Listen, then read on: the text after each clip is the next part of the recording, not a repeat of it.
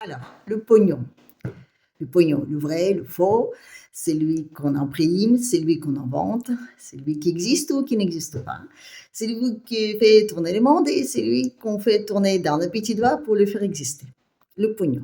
Les billets de banque, pour commencer. Regardons comment ils sont. Par exemple, ceux-là. Ça, ce sont les francs CFA. Vous voyez? Regardez bien derrière. Regardez, là, vous avez vu? Les jolis petits animaux. Là, ici, ou ici. Ah là, non, on a des poissons là. Oui, vous savez, hein? Et le monde animal et le monde, on va dire, végétal, représentés sur ces petits billets. La même chose, par exemple, pour Tanzanie. Voilà, regardez là, pareil. Oui, on a rhinocéros, et là, un éléphant. D'ailleurs, on a aussi des éléphants en Inde, vous voyez, là, c'est pareil. Voyez. On a un éléphant, on a un tigre, vous voyez là, ah, c'est joli, hein. Et là, tiens, Mexique. Mexique, là, on a un crocodile, voilà, qui nage ici, vous voyez, là. Et là, on a des papillons. C'est joli, des papillons, voilà, des papillons, c'est joli. En Brésil, là, on a une tortue, vous avez vu, hein. C'est chouette, une tortue, hein.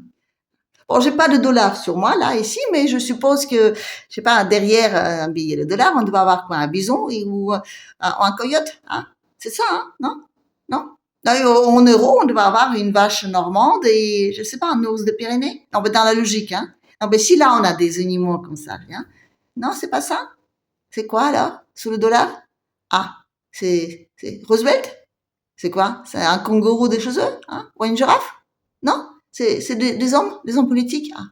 Des hommes politiques qui ont fait, donc, qui ont, qui ont participé dans les grandeurs de leur pays, c'est ça?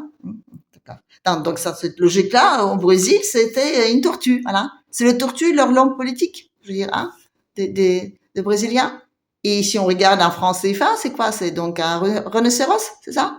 Non, mais vous voyez, c'est important, ça. C'est important parce que, je veux dire, les billets, ils représentent un tout petit peu, comment dire, leur pays, voilà. Aux États-Unis, c'est des grands hommes, voilà, qui ont constitué le pays. En Afrique, ce sont des bestioles, voilà. Comme s'ils n'ont pas, je sais pas moi, des hommes suffisamment, je veux dire, hein, pour les mettre dessus. Ça craint un peu quand même, hein. Et l'euro. Prenons l'euro. L'euro, donc, on n'a pas d'homme politique. Non. Il y a pas d'animaux non plus. Donc, les vaches normandes, il ne faut pas rêver. Non. En euro, on a mis des bâtiments. Des structures géométriques, tout ça. Les ponts, les portails, les porches, les fenêtres, tout ça. Qui n'existe pas. Non. Tout ça, c'est inventé. Ils ont pris des styles et ils ont mis ça sous les billets pour vexer personne, hein, pour ne pas mettre un des pays en avant, comme ça, on sait jamais s'ils pourraient penser à leur souveraineté, ces petits, comment dire, coquins. Non. On a mis des trucs, donc, représentent l'architecture, on va dire, européenne, mais totalement inventée. Totalement. Un peu comme l'euro lui-même. L'euro, c'est une monnaie totalement inventée et qui n'existe pas, en gros. Voilà. Non. Donc, il n'existe pas. Ça n'a indexé en rien. Voilà. L'euro, si vous voulez l'échanger contre l'or ou quoi que ce soit d'autre, non, ça marche pas. C'est que, comment dire, c'est que la confiance, c'est ça. C'est parce qu'on fait confiance en euro qu'on l'utilise. Enfin, aussi, euro, c'est un peu une succursale de dollars. Les dollars, à un moment donné, il fallait trouver d'autres moyens pour le liquider. Ils ont dit, tiens, on va le blanchir par euro. Oui, c'est à peu près ça. Vous me croyez pas? Bon, alors, je vais vous expliquer comment ça marche. Déjà, comment ça marche le dollar. Alors, le dollar, donc, c'est une monnaie qui est imprimée. Oui, à un moment donné, je dis, c'était indexé à l'or, mais ils ont fait une faillite un peu. Ils ont déposé, un peu le bilan. Ils ont dit, non, je dis, on n'assume plus je dirais, voilà, nos contrats, nos engagements, tout ça. Donc, on se dit, voilà, si ça vous plaît pas, ça fait pareil. Oui, donc, à un moment donné, le dollar, c'est devenu une monnaie comme ça, indexée à rien. Ce qui l'a permis de l'imprimer tant qu'on voulait. Et pour que ça marche bien, on a inventé le système, je veux dire, de paiement universel. Voilà. On a trouvé que c'était très bien pour tout le monde. Sauf que quand vous imprimez vos billets, c'est quand même assez génial parce que, je veux dire, c'est plus simple. Oui. Par exemple, la Russie, c'est un pays qui, s'il veut avoir de l'argent, il a besoin de fabriquer des trucs ou vendre des trucs. Voyez. C'est comme ça dans les pays, finalement, qui ne peuvent pas avoir leur souveraineté monétaire. Voilà. Parce que la Russie, c'est pas un pays souverain, en tout cas, quand il s'agit de leur argent. Et il y a d'autres pays comme ça qui sont pas souverains. Par exemple, l'Afrique, non. L'Afrique, c'est que donc, sous la, on va dire, gouvernance de francs CFA, est pareil. Donc, ils ne peuvent pas faire tout ce qu'ils veulent. C'est une sacrée arnaque. J'en ai déjà parlé, mais bon, c'est pas ça la question aujourd'hui. La question d'aujourd'hui, c'est l'euro. L'euro, à quel point c'est une arnaque. Donc, retournons donc à sa grand-mère, donc, qui est le dollar. Le dollar. Voilà. Donc, le dollar, à partir du moment quand on peut l'imprimer, on n'a plus besoin de fabriquer des trucs pour je veux dire, pour récupérer de l'argent, pour acheter des choses à l'extérieur. On a juste à l'imprimer et d'acheter des trucs. Voilà. Par exemple, je sais pas moi, en Afrique, voilà. En Afrique, ils bossent, ils produisent, je sais pas, les diamants, tout ça, voilà. Et il y a les Américains qui arrivent avec leurs papiers fraîchement empilés, ils achètent des diamants, vous voyez. Donc les autres, ils ont le papier, ils sont contents parce que du tiens, on peut faire des commerces avec. Mais les Américains, ils ont des vrais diamants, vous voyez la différence. Voilà. Donc oui, comprenez bien qu'à partir de ce moment-là, pourquoi est-ce que vous allez investir dans une industrie si vous avez juste à faire marcher la planche à billets?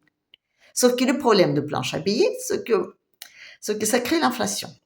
Alors comment ça marche l'inflation? C'est très simple. Prenons par exemple une orange. Et disons que cette orange, elle coûte, allez, $1, d'accord? Donc, normalement, c'est comme ça que ça fonctionne dans un pays. Donc, vous avez des oranges, plein, et à ces oranges, il va y avoir on va dire, un volume monétaire correspondant, d'accord? Par exemple, vous devez avoir autant de dollars que d'oranges. Sinon, je veux dire, c'est pas sinon, ça marche pas. Pourquoi? Parce que, si votre orange, dans ce coup, il coûte pas $1, mais $1,50, parce que vous avez imprimé plus de dollars, par exemple, vous avez l'inflation. Le prix de votre orange monte. Parce que, je veux dire, vous avez plus d'argent, mais les nombres d'oranges, c'est toujours le même. C'est donc là, votre orange, il coûte €1, ou $1. Mais si vous imprimez plus d'argent, du coup, forcément, plus d'argent, ça augmente les prix d'orange, même si c'est toujours la même orange. Donc, pour le faire, je veux dire, pour rééquilibrer les comptes, qu'est-ce qu'il faut faire? Il faut, on va dire, 50 centimes à partir de l'euro imprimé, il faut les liquider autre part. Et, par exemple, si je prends ces 50 centimes et avec eux, j'achète, je sais pas, des diamants en Afrique pour changer, je veux dire, c'est les Africains qui vont scoltiner donc cette fausse monnaie, on va dire, je dirais, cette inflation, vous voyez. Je vais leur virer mon inflation, ou leur virons mon surplus de dollars. Voilà. Quand le monde est devenu unipolaire, et quand l'Union soviétique, au plus grand joie donc de tous les démocratiques, a implosé, ils ont dit, tiens, chouette, donc maintenant on est des hichimones, on peut faire tout ce qu'on veut. Mais bon, comme ça se voyait pas trop, parce qu'il fallait blanchir du pognon, il fallait aussi inventer une vraie structure. Et ils ont dit, tiens, on a qu'à inventer donc l'Union européenne, mais surtout l'euro. Parce que l'euro, il est donc indexé au dollar, d'accord? Le dollar qui est indexé à rien. Donc finalement, aujourd'hui, l'euro, disons que, voyez, quand vous avez beaucoup trop de dollars chez vous, et quand vous avez besoin de le passer autre part, dans d'autres pays, et pour que ce sera les autres qui achètent des trucs avec, d'accord? Vous créez la dette. Donc, les pays européens leur dites, endettez-vous tant que vous voulez, c'est pas la peine d'avoir des usines, des ouvriers, des machins, tout ça, c'est des bêtises. Allez, nous, on vous prête de l'argent, d'accord?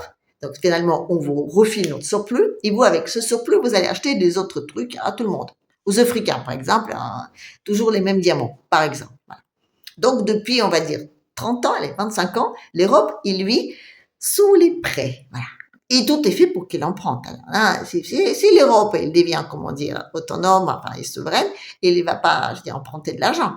Si, par exemple, il a le même nombre d'argent que le même nombre des oranges, là, de clémentines, en l'occurrence. Enfin, bref, il faut quand même différencier un peu. Donc, oui, c'est les Européens, ils ont autant de clémentines que de trucs, et ils n'ont pas obligé d'emprunter de l'argent, vous comprenez? Ici, ils peuvent pas emprunter de l'argent, donc vivre sous la dette constamment. Nos amis alliés là-bas, les Américains, ils peuvent pas refiler leur surplus de dollars. Voilà. Et du coup, ils refilent le surplus de dollars en créant la dette en Europe. Les Européens, donc, ils achètent la dette américaine. Enfin, je veux dire, c'est eux qui achètent notre dette, mais enfin, finalement, ça va dans les deux sens. Et donc, c'est les Européens, avec cette fausse monnaie, finalement, qui ne correspond strictement à rien, tout comme les bâtiments qu'il y a donc, sur ces billets, achètent des choses au monde entier. En créant aussi, je veux dire, l'inflation chez les autres. Notamment, par exemple, juste comme ça, par exemple, dans le prix carré français en Afrique. Voilà. Oui, donc, ils refilent, eux, donc, leur inflation chez les copains. Voilà. Donc finalement, les Américains, ils refilent leur inflation en Europe et les Européens, ils refilent leur inflation entre part. C'est comme ça que ça fonctionne. Sauf que là, voyez-vous, ça marche plus tellement parce que les Américains, ils se sont rendus compte que même si c'est très chouette d'imprimer de l'argent, c'est pas ça qui nourrit les hommes. Donc ils ont dit, tiens, il faut qu'on réinvestisse dans notre industrie. Mais vous ne pouvez pas investir dans votre industrie d'un côté et de l'autre côté garder toujours le dollar comme les monnaies de référence et de le refiler à tout le monde. Non, vous avez besoin de réinvestir dans votre pays. Voilà. Donc la première chose à faire, c'est quoi? Ben, c'est d'arrêter de subventionner l'Europe. Ça veut dire qu'on va leur dire, les cocos, voilà, la dette, c'est fini, vous allez vous démerder un tout petit peu vous-même. Voilà. Et c'est ça qui crée une vraie catastrophe. Parce que je veux dire, l'Europe, sans les prêts, elle ne peut plus survivre. Donc, si jusque-là, le prêt, ça existait pour blanchir, façon de dire, mais enfin, ça revenait à peu près à ça, blanchir les dollars à travers donc les systèmes européens, euh, en fabriquant finalement toujours cette fausse monnaie et en refilant l'inflation aux autres. Là, les Américains, ils ont dit, ça suffit, nous, on n'a plus besoin d'être déficitaires pour entretenir donc le dollar comme les monnaies donc du monde entier. On va aujourd'hui se retourner et investir chez nous. Voilà.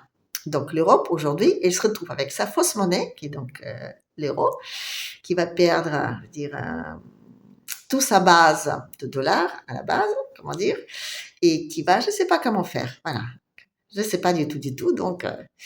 Donc l'euro, il est condamné de disparaître. Voilà. Donc aujourd'hui, je dirais, l'argent de AES, voilà, ceux qui remplacent donc le franc CFA en Mali, au Burkina ou en Niger, ben, ce sera le vrai argent. Et l'argent européen, ce sera un faux argent. L'euro, il va disparaître. C'est comme ça. Parce que je veux dire, il a son existence, la seule existence qu'il avait jusqu'alors, c'est de permettre au dollar, comment dire, de rester une monnaie de hikimon. Voilà. Étant donné que le hikimon l'a dit, je vais tourner du cap et je vais plutôt monde industrialisé, donc j'ai besoin d'argent plutôt chez moi, plutôt qu'autre part, ben, les Européens, ils vont se débrouiller. Dollar, il ne va pas disparaître. Non, parce que dollar, c'est une monnaie, on va dire, qui existe aussi à l'intérieur de pays, on va dire, les Américains. Donc, eux, ils vont garder leur dollar. Seulement, le dollar, il sera plus une monnaie, on va dire, à tout le monde. Et si Trump aujourd'hui dit qu'il veut absolument donc garder le dollar, non, il veut assister le système du paiement, le dollar. Et il veut donc là pas trop attaquer le dollar, mais il a surtout besoin de dollars dans son pays, pas à l'extérieur. Et donc l'Europe vit depuis, on va dire, 30 ans avec l'argent qui ne lui appartient pas, l'argent qu'il ne fabrique pas et l'argent qui ne correspond à rien, va très mal finir. Voilà. Et plus vite on le comprenne, comme ça, aujourd'hui, plus vite on arrive à le réaliser, plus vite peut-être qu'on va réfléchir à notre propre système monétaire, d'autant plus que les systèmes monétaires, c'est toujours ça qui fait qu'on est souverain.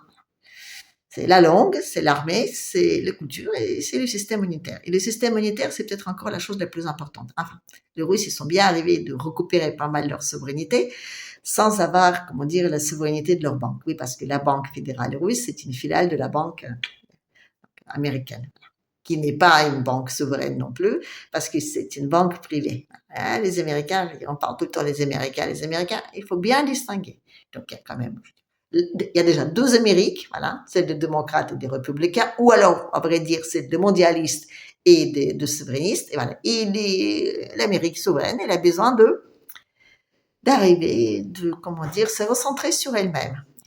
Et les gentils petits Européens, jusqu'alors vivaient, comment dire, sur cette vache à lait, emblanchissant l'argent, donc les dollars, au monde entier, ben, ils vont rester, comment dire, sans ressources, et espérant qu'un miracle se produit et il y aura un changement. Mais même si miracle se produit, on va dire, et même si Trumpinou-Minou demain disparaît, c'est les systèmes qui ressentent. Les systèmes américains, il est au bout. Les systèmes européens, il n'a jamais démarré. Donc, je veux dire, c'est un bébé. Je dis, comment dire, on va le jeter avec l'eau de bain. Voilà. Je parle de l'Europe. L'Europe n'a jamais réellement existé. C'était toujours une succursale des autres, là, les amis alliés. Les amis alliés, aujourd'hui, ils ont décidé qu'ils n'ont plus besoin d'Europe. Donc, comment dire, allez, on va commencer, on va dire, à sécher nos cacahuètes et compter, comment dire, nos petites miettes de pain. Voilà. Allez. Je vais finir sur cette joyeuse nouvelle pour aujourd'hui et je vais vous dire à la prochaine.